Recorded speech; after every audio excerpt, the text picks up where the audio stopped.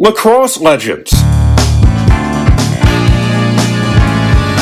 Lacrosse Legends, a comprehensive look at America's greatest game, featuring legends past, present, and future. Today on Lacrosse Legends, we visit the United States Merchant Marine Academy in Kings Point, New York, and talk with legendary coach Tom Gill.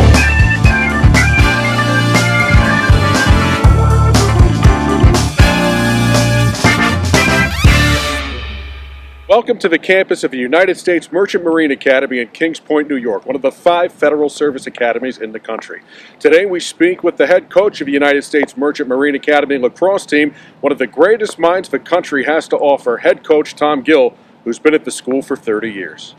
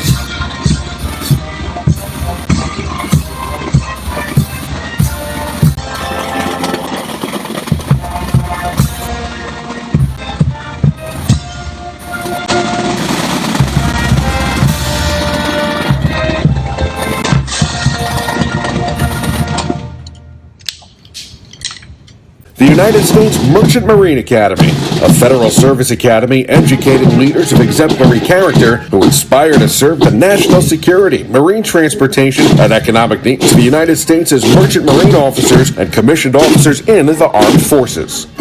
Coach Tom Gill.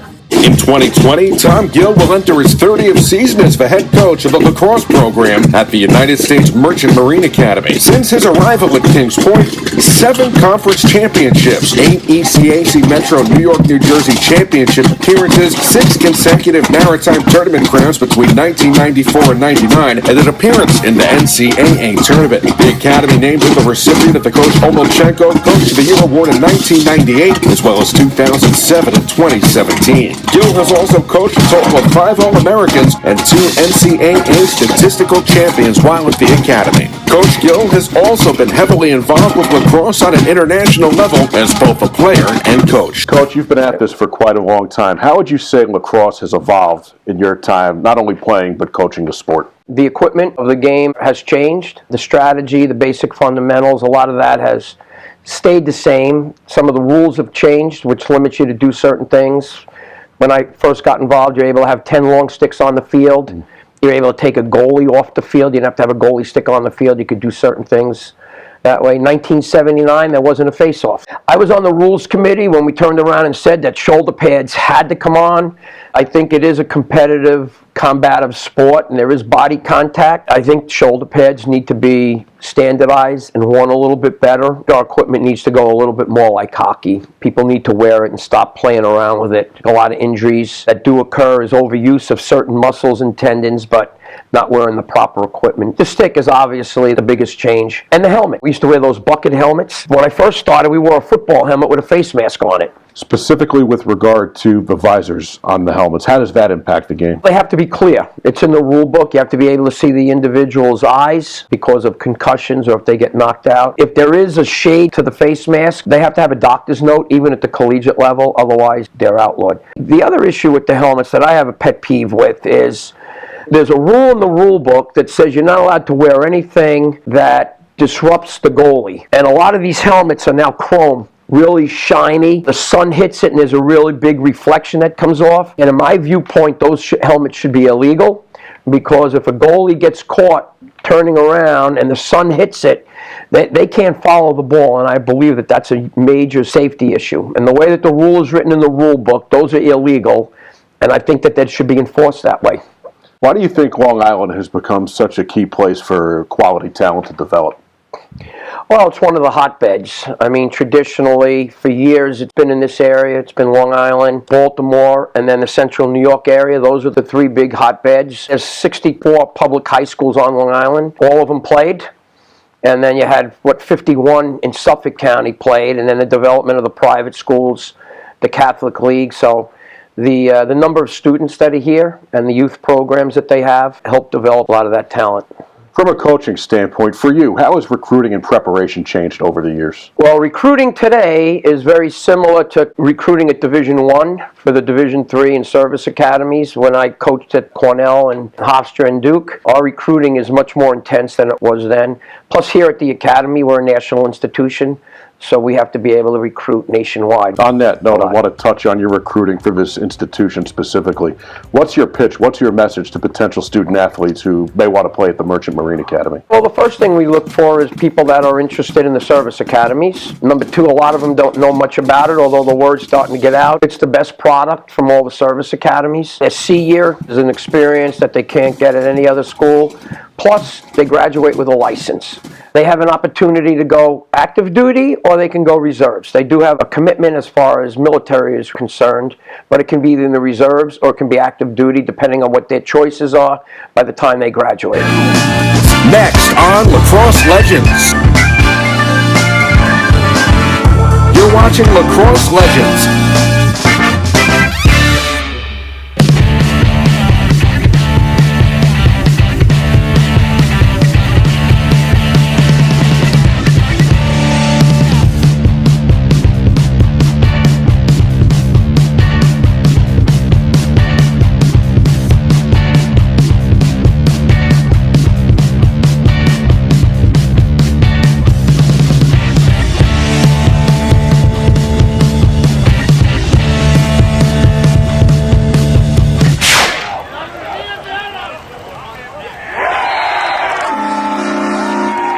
When I did play-by-play for the football team here, a lot of folks around the program used to say football was actually the easiest part of the student-athlete's day. Just how demanding is it balancing academics and athletics at this institution? Well, like at all the academies, you hear a lot about Army, Navy, and Air Force. They start early in the morning, 5:30, 5:45. They have regimental responsibilities, and they have their academics, and then they have athletics.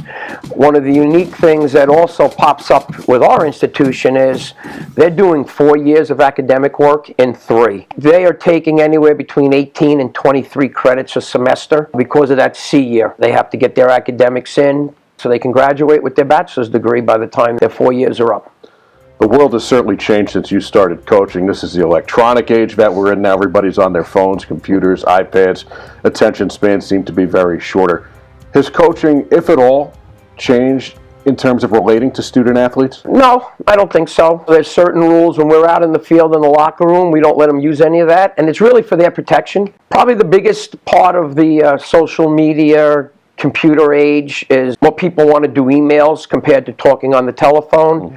We have it split up where, Coach Dwyer does a lot of the emails and I speak to them on the phone because we need to know if they want to be here, and we have to measure their character, and we can get that from talking to them on the telephone. Next on Lacrosse Legends. You're watching Lacrosse Legends. Junior from Danville, PA, towards the cage, feeds, Cole Lane, bounces and scores! Being a D3 athlete has been a phenomenal opportunity to play the game of lacrosse with a lot of very talented players at a very competitive level. It's given me enough time that I can also manage my schoolwork and better prepare myself for my future. A long list of tools that I can use that are going to help me through life. Friends for life, family for life, and memories that I'm probably never ever going to forget. Final score, Merchant Marine 22, Farmingdale 5. Your Merchant Marine Academy Mariners are the 2019 Skyline Conference champions. Being a Division III athlete for me is honestly a privilege. Being able to continue something that I loved in high school into college is something I wish that everyone could experience. Especially at a place like the Merchant Marine Academy, there's a lot of things that we have to handle on a day-to-day basis. The regiment, academics, athletics, everything that we have here. And lacrosse for me is a great avenue to release that stress and go play a couple hours of lacrosse with the girls I love, girls I call family. Getting inside Vital, trying to rope it and does! Back with the face-up, fires off, and it's gone! You've had a lot of winning teams here, including one that I covered back in 2007. What elements do you need, not only on the field, but off the field, to create a team and an atmosphere that's so successful? Well, I was pretty lucky. I had absolutely fabulous mentors coming through, coaching at Duke for a year with John Espy, and then teaching in the school district with Billy Tierney, who went on to Princeton and is at Denver now. Coach Moran up at Cornell. The biggest thing that they have was the ethic of caring. I think when the student athlete sees that you care about them, they'll go and work a little bit harder. Having spent time at Division I, of course Division III, what are the biggest differences that you notice in terms of coaching at those levels? The biggest thing at coaching at Division I right now is the time commitment that they require for the student athletes. It's like a job. They practice 4 to 5 hours a day, whether they're lifting, film work. They don't have a lot of time for anything else. And Division III is about the student athlete, and it's about participating and exploring the whole body concept, body, spirit, mind. Here at the Merchant Marine Academy, the coaches do a great job in enforcing that, and so does the Commandant and the Superintendent's office. Larson bouncing back out. Well, one thing's for sure, for the most part, the referees are letting Merchant Marine play their game. Absolutely, and the physicality has been clean. We also discussed potential rule changes. If there was one rule or one part of the game that you could either take out or put in, what would it be? I think the big thing with the rules is not taking things out and put it in. I think they need to be standardized for a longer period of time. Every 2 years, we make major changes to the rules. Face-off is the biggest argument that people have. People are getting advantages. You know, they're taking private lessons and they're learning how to cheat, which, you know, if you're an educator teaching something, then there's ethical integrity and you shouldn't be teaching people how to cheat. But the face-off is the biggest issue that comes up every single year, and then the other one is the shot clock. People don't like to see a lot of good defense. They want shot taken. That's something television wants. When I was on the NCAA Rules Committee, that was something that was being pushed by television to speed it up so they could get breaks in there and they could kind of market it a little bit more to get some advertisement space in there. You can adjust to the different rules, but I just wish they would standardize the rules for a little bit longer period of time. No matter what the rules are, there's always going to be people questioning them. Merchant Marine retaking the lead and with possession, getting close and scoring again. And that's just a matter of speed.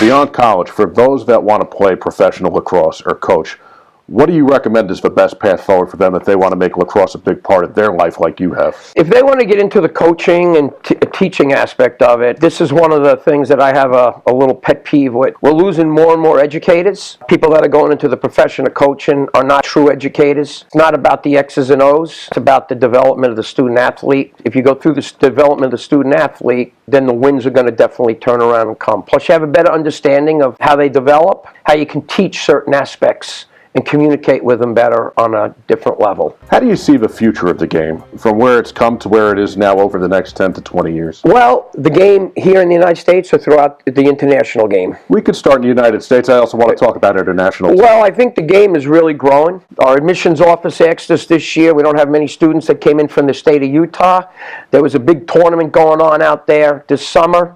I took a recruiting trip out there, and I was shocked on the talent level of the players out there. So I think with the growth of the game, a lot of people from the back east are moving out to the Midwest and the West, taking the game with them where they go there. So the individuals are getting some introduced to the game at a pretty good level as far as the strategy and the enjoyment of the game. And in terms of internationally, you've had an opportunity to represent Team USA, Team Ireland. What meaning did that have to you? It's great. Lacrosse has taken me around the world. The growth of the game is really moving on. Back here in the States, there's a push to put the games back in the Olympics. It's interesting discussions that are going on because the game has to change with the number of people out on the field because each country can only have a certain number of athletes on their teams. So there are some experiments going on right now with a 5-on-5 full field game. I believe the field is 60 by 100, no offsides, no face-offs. So it's a modification. Seems a little bit more of the field game and the box game taken outside to another level. I have mixed feelings on it. I could see some positives and I see some negatives.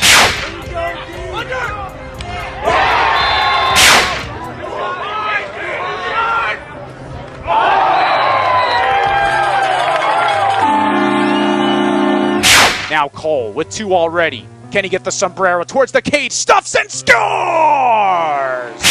Now, this is a world now where everybody wants instant results, and you're going on your 30th year coaching here at the Merchant Marine Academy.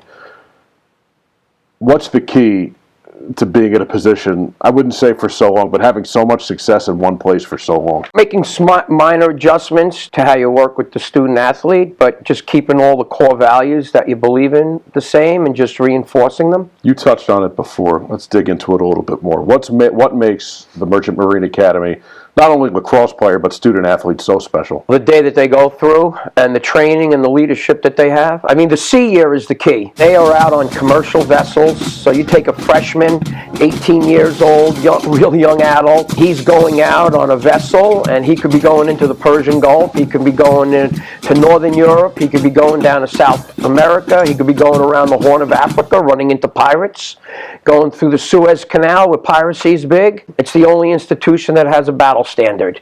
So these student cadets, they sail on the vessels into war zones during the time of battle. Here the battle standard, the 142, is always enforced with the 142 students that died during World War II on the Liberty ships. And that's what separates this from the other service academies, which are great. Okay, they're all great. They all have a different mission, but this is what separates them. And when they walk out of here the day of graduation, they're going to stand watch on the bridge right away with their license. There's no more schooling if they choose to take the civilian sailing route compared to going complete active duty. I remember when I was here doing play-by-play, not only for you, but the football team, the connection with the alumni was very deep. What does that mean for a student athlete to have that support system? Well, it's huge. It's like a big brother system. I mean, the alumni from Kings Point really take care of them. You know, the seniors and freshmen, for example, in lacrosse, when we do fall ball, our second and third sophomores and juniors are at C. So the freshmen and the seniors, the first classmen, fourth classmen, really get to bond real well, and they stay in touch when they graduate. And then when it comes time to graduate, these fellows have been out 3-4 years already, so they can help mentor them in job positions and which way they should go and why they chose the way that they did when they did graduate and what kind of success they have. So the alumni base is huge, and the use of the alumni with each other and the camaraderie that they have is really big. We touched on it before. As children come through the ranks, they play in junior high school, they play in high school. When do you notice being so involved on Long Island? At what age or what point in these children's lives do they really start to get involved and love lacrosse? Well, you know, that's an interesting question right now. What's unfortunate is they're starting way too early in all sports. Some parents are forcing them into certain sports because they think it's easier to get into school. There's more scholarships. I think the students that enjoy going out and competing on the field without the pressure of their parents forcing them to be there are the ones that really excel. And I think that's true of any sport. They're playing way too early, and they're playing one sport, and they're not playing multiple sports. How can that change? Let them go to the playground without supervision and let them play out there like we used to do. Okay, so everything's supervised right now. They don't know how to debate. They don't know how to compromise. They don't know how to do certain things. If they're out there for an hour and it takes them 55 minutes to debate the rules, next time they go out there, maybe it'll only be 50 minutes or 45 minutes. But they need to go out on the playground and play by themselves. and not be supervised. With all the success that you've had here and you're building towards next year's program in your 30th year, what are your expectations for the 2020 season here at Kings Point? Well, our expectation is to win the conference. Since my time here, we've been in conference playoffs for like 17, 18 years. We want to continue to be in competition to win the conference championship. Coach, thank you. That was Good. great. Thank you, Seth. This is Seth Cantor for Lacrosse Legends.